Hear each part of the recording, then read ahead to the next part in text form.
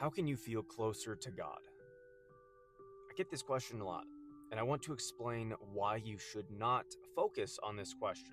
See, a lot of people constantly say, like, oh, well, he's so close to God, or you look like you're so close to God. And the thing with that is, yeah, but I don't feel close to God. So I need to explain what the distinction is there. So your case is going to be very different than mine. But in my case, I am a minorly autistic person who rates in the 84th percentile for neuroticism.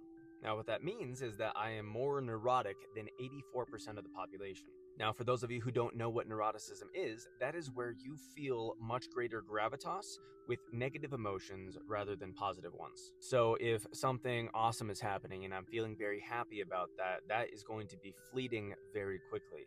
But if something negative happens, something bad happens, there's a breakup, for an example, that is going to stick with me for quite some time. Whereas that happiness, that can go away within minutes. The sadness can stick with me for months. And so what I feel is not actually going to be very representative of any actual aspect of reality. And going back to being minorly autistic, with that, I'm not good at expressing emotions. For example, I can be wildly happy, and I can have a look on my face that looks like I'm not at all happy. I could be in a very happy mood, I could be very positive, but my tone of voice might come off as me being upset, or my tone of voice could be that I'm angry or something like that, just because it's not an intentional expression. It's just if I'm relaxed, I'm not focusing on that at all, which means it's going to come across in possibly a way that is not accurate to how I'm actually feeling. So when people are focusing on their feelings and how they feel, the problem that we have with that is the Bible specifically tells us not to trust our feelings. Specifically, it's in reference to your heart. And it says that your heart is desperately wicked. Who can possibly know it? Meaning that your heart, your feelings, your desires, your wants, you can't trust it because it is going to be perverted, it is going to be sinful, it is going to be slightly propagated with different things and different emotions and different sensations like dopamine, serotonin, oxytocin, all these different things where you're going to be focusing on an emotional response rather than looking at it logically. So that's what I want you to focus on with God, with the Bible. Don't focus on feeling closer to God. I want you to focus on actually learning about God, and doing so, you will become closer to Him. If you read the Bible every single day, you are going to get closer to God. And sometimes you're going to feel closer to God. But the reason I don't want you to focus on this is because I've heard people say absolutely stupid and erroneous things like, oh, well, I feel closest to God when I'm in nature, or I feel closer to God whenever I'm playing baseball. It's like, dude, no. That's not God. That's just you enjoying your life. You're just enjoying God's creation. That's a good thing, but you're not feeling closer to God. You are wrong. So I don't want you to focus on feeling closer to God, even though feelings can be a good thing. I'm not saying they're bad.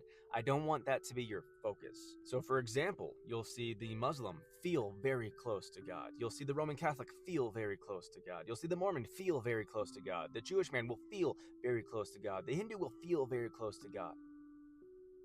And all of them worship a false god. That's where you have that gigantic distinction there. I don't want you to focus on feelings. I want you to logically understand the distinction. I want you to be able to know the Bible and know that you have a closeness to God, not feel that closeness to God. It's like, I don't feel like God exists. I know that God exists because of the prevalent evidence that is unavoidable in this world. I don't feel like the Bible is true. I know that the Bible is true because of the amount of scrutiny I've put it through, the amount of testing and debunking, trying to show any aspect of the Bible being false and every single word of it is true. So I just don't want you to focus on feelings. I want you to focus on knowing. I want you to focus on the logical aspects of it, not the emotional aspects of it.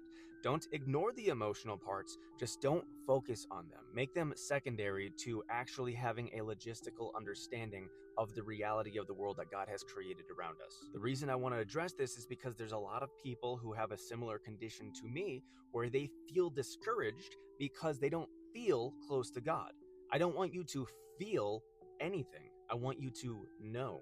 Because faith and believing is not knowing. Faith is having confidence, confide with faith. It is knowing and trusting. See, I know that Jesus is reliable. I know that because the Bible is true. And I know that the Bible is true because the historical crucifixion, death, burial, and resurrection of Jesus is a historical, undisputable fact. And when I say undisputable, I'm not saying that you're not able to say it didn't happen. I'm able to say that even if you were to say that, there is no way that you could possibly have any evidence backing up your side. The historical resurrection of Jesus is a fact. It is an undeniable fact. People went to their deaths because Jesus died and came back from the dead. See, I don't believe because I feel. I don't believe because I have this emotional happiness with it. I know that God exists. I know that the Bible is true, and I know that Jesus rose from the dead because that is a historical fact. And as a result of those, I believe him. I trust in the God who has revealed himself to the world in this beautiful, unique way. So do not focus on feelings for anything. Lean not on your own understanding, but rather trust God. I hope this made sense. If you want to support me, go check out my books, go check out my Patreon, support me over there. Let me know what's next. Follow me on X.